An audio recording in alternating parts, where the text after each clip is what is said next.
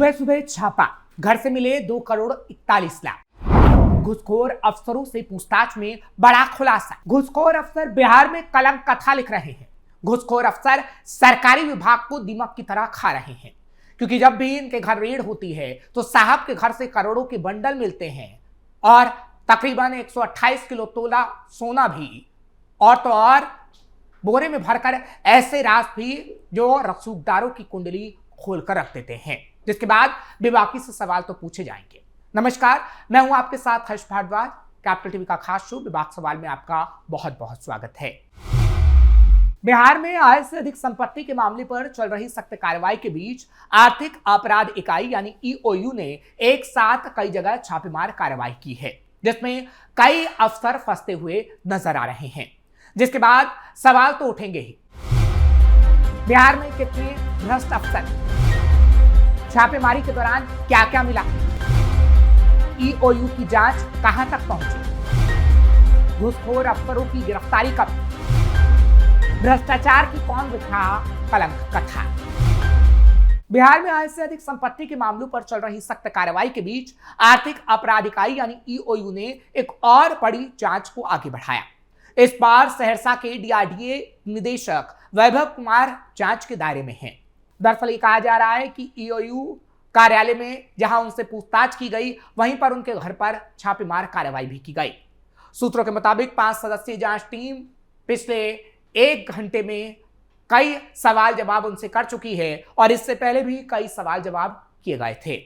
ये पूरा मामला आय से अधिक संपत्ति अर्जित करने के गंभीर आरोपों से जुड़ा है। इससे पहले मंगलवार को भी उनसे पूछताछ हुई थी, पूछताछ के लिए बुलाया गया था, लेकिन वो जांच एजेंसी के सामने उपस्थित नहीं हुए थे। इसके बाद ईओयू ने अपनी कार्रवाई तेज करते हुए छापेमारी की दिशा में बड़ा कदम उठाया। ईओयू की टीम ने एक साथ कई जगह छापेमारी की। कुल 6 अलग अलग ठिकानों पर छापेमारी की गई। इस दौरान जांच अधिकारियों को कई अहम दस्तावेज हाथ लगे, जिसमें 16 अलग अलग संपत्तियों से जुड़े कागजात शामिल हैं। इसमें पटना, मुजफ्फरपुर में खरीदी गई जमीनों के दस्तावेज पाए गए हैं। जांच एजेंसी के मुताबिक प्रारंभिक जांच में मामला लगभग 2 करोड़ 41 लाख रुपए की आय से अधिक संपत्ति का है। छापेमारी के दौरान मिले दस्तावेज और अन्य साक्ष्य इस मामले को और मजबूत कर रहे हैं। अधिकारियों का मानना है कि वास्तविक संपत्ति इससे भी ज्यादा हो सकती है, यानी 5 से 10 करोड़ के आसपास, जिसकी जांच जारी है। जांच में एक और महत्वपूर्ण जानकारी सामने आई कि वैभव कुमार ने मुजफ्फरपुर जिले के हरिशंकर मनियारी गांव में ऐश्वर्य मैक्स ग्लो आईटीआई नाम से एक प्रशिक्षण संस्थान भी खोल रखा है। इस संस्थान के निर्माण और इसके वर्कशॉप पर करीब 1.5 करोड़ रुपए खर्च किए जाने की बात तक सामने आई है। यह संस्थान एक चैरिटेबल ट्रस्ट के तहत संचालित किया जा रहा है, जिसमें उनके पिता और प्रबंधक की जिम्मेदारी है। इसके लिए लगभग 1 बीघा जमीन वार्षिक लीज पर ली गई, जिसका उपयोग खेल मैदान और अन्य गतिविधियों के लिए बताया जा रहा है।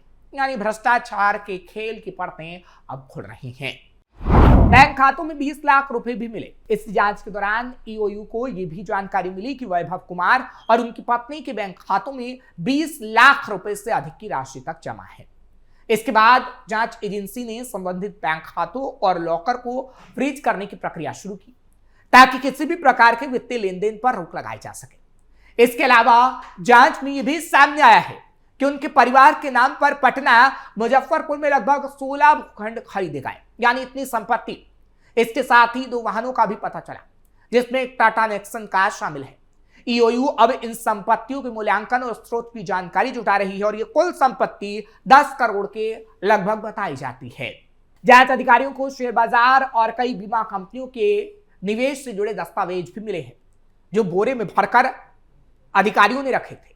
इन निवेशों और घोषित आय के बीच असमानता को लेकर भी जांच अब चल रही है। वैभव कुमार के करियर की बात करें तो उन्होंने अपने पेशेवर जीवन की शुरुआत बैंकिंग क्षेत्र से की। वो 2008 से 2013 तक भारतीय स्टेट बैंक में कार्यरत रहे। इसके बाद उन्होंने प्रशासनिक सेवा में कदम रखा और ग्रामीण विकास पदाधिकारी के रूप में काम किया और उसके बाद भ्रष्टाचार का खेल खेलने लगे। वित्तीय लेन देन की खुल रही परतें। इस पूरे मामले ने उनके करियर और संपत्ति के स्रोत पर गंभीर सवाल खड़े कर दिए हैं। ईओयू की कार्रवाई ये संकेत देती है कि बिहार में आय से अधिक संपत्ति के मामलों पर अब एजेंसियां काफी सख्त रुख अख्तियार कर रही हैं, यानी अपना रही हैं। हाल के दिनों में कई जिलों में लगातार छापेमारी और पूछताछ से स्पष्ट है कि सरकार भ्रष्टाचार के मामले में किसी भी स्तर की ढिलाई को नहीं बरतना चाहती।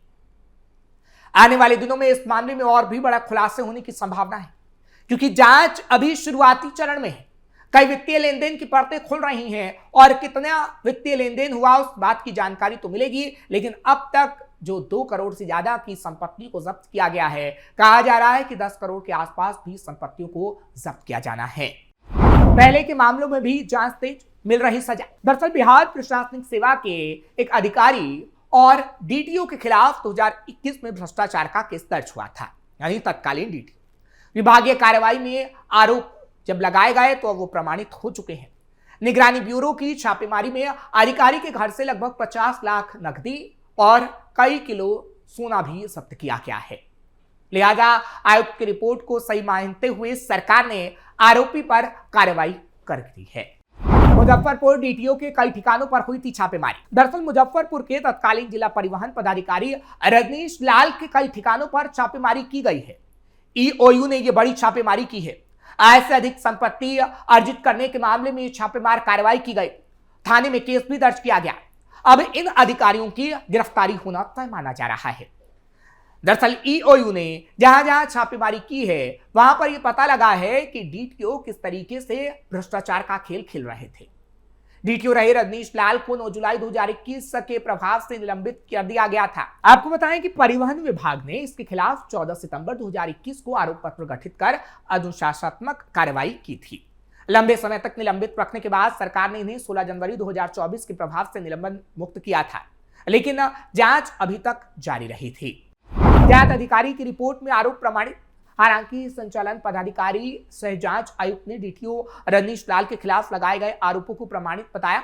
आवास की तलाशी ली गई तो घर से 40 लाख रुपए मिले हैं। हालांकि एक फ्लैट की बिक्री भी की गई थी, क्योंकि अगर बात अग्रिम राशि की करें तो उस राशि के बारे में भी जानकारी मिली है। हालांकि जब ये कहा गया है कि ये मामला सामने आया और जब इसकी परतें खुल रही हैं तो कोरोना की वजह से भी ये कहा गया कि कुछ राशि को घर में छिपाकर रखा गया था। रजनीश लाल ने सरकार को दिए जवाब में कहा था कि जांच आयुक्त द्वारा जांच प्रतिवेदन में जो न्याय के सिद्धांतों का उल्लंघन किया गया उसी मामले में जांच की गई और अब बड़े खुलासे हो रहे हैं। 50 लाख नकदी को वैध साबित नहीं कर सके डीटीओ साहब। दरअसल संचालन पदाधिकारी की रिपोर्ट और आरोपी अधिकारी रजनीश लाल के जवाब की समीक्षा सामान्य प्रशासन विभाग के स्तर से की गई थी, जिसमें पाया गया कि आरोपी अधिकारी के आवासीय मकान से जब्त की गई राशि के संबंध में इसके द्वारा प्रस्तुत सेल डीड एग्रीमेंट रजिस्टर ही नहीं था। आरोपी अधिकारी ने इतना हैवी अमाउंट कैश में डील किया कि इस संबंध में जो जवाब दिए गए वो संतोषजनक नहीं थे। विरोधाभास जवाब नजर आ रहे थे और जांच प्रतिवेदन के मुताबिक आरोपी अधिकारी की ओर से 41,90,000 की बरामद अपने आवास में बताया गया, यानी जो 41,90,000 मिले हैं वो अवैध तरीके से उन्होंने अपने घर में रखा हुआ था। और तो और ये भी कहा जा रहा है कि 51,800 रुपए एक अलग जगह से बरामद किए गए और 9,18,000 रुपए उनकी मां के आवास से बरामद किए गए हैं। डीटीओ के खिलाफ अवैध संपत्ति अर्जित करने का आरोप। दरअसल सामान्य प्रशासन विभाग ने अपने पत्र में कहा है कि सारे तथ्यों पर विचार किया गया है। जांच पदाधिकारी द्वारा जांच प्रतिवेदन में स्पष्ट है कि आरोपी अधिकारी ने अपने पद का फर्जी दुरुपयोग कर वैध आय से 78,97,000 रुपए अधिक संपत्ति अर्जित की है, यानी 1 करोड़ के आसपास अवैध तरीके से संपत्ति को अर्जित किया गया। जांच पदाधिकारी ने इसे स्थापित किया। रिपोर्ट में डीटीओ रजनीश लाल के खिलाफ लगे आरोप पूरी तरीके से पाए गए हैं कि सही है। इसके बाद सामान्य प्रशासन विभाग ने मुजफ्फरपुर के तत्कालीन जिला परिवहन पदाधिकारी रजनीश लाल के खिलाफ आरोप दाखिल किया था, जो कि 2020 और 21 के दौरान किया गया था, जिसके बाद उन पर आरोप तय किए गए और अभी भी जांच में कई और बातें सामने आ रही हैं। दरअसल आपको बताएं कि रजनीश लाल वर्तमान में सीतामढ़ी में एडीएम यानी लोक शिकायत के पद पर तैनात हैं, लेकिन इससे पहले जहां उनकी तैनाती थी वहां पर किस तरीके से भ्रष्टाचार का खेल खेला गया और उसके बाद 2020-21 में जब शिकायत दर्ज की गई तो किस तरीके से मामला सामने आया और अब किस तरीके से परतें खुल रही हैं, उसकी हकीकत हम आपको इस वक्त बता रहे हैं। क्योंकि ऐसे अधिकारियों के खिलाफ जब सबूत मिलते हैं तो ये सवाल उठता है कि आखिर ये सरकारी अफसर क्यों बिहार के सरकारी विभाग में बैठकर दीमक की तरह उसे खा रहे हैं। और अगर ऐसे ही होता रहा तो एक दिन ऐसा जरूर आएगा कि ये सब भ्रष्ट अधिकारी मिलकर बिहार को लूटने का काम कर डालेंगे। लेकिन उससे पहले जिस तरीके से ईओयू जांच कर रहा है, इन लोगों की गिरफ्तारी भी होनी चाहिए। आपको ये खबर कैसी लगी कमेंट सेक्शन में जरूर बताएं। खबर को लाइक शेयर करें, कैपिटल टीवी को सब्सक्राइब करना मत भूलिएगा।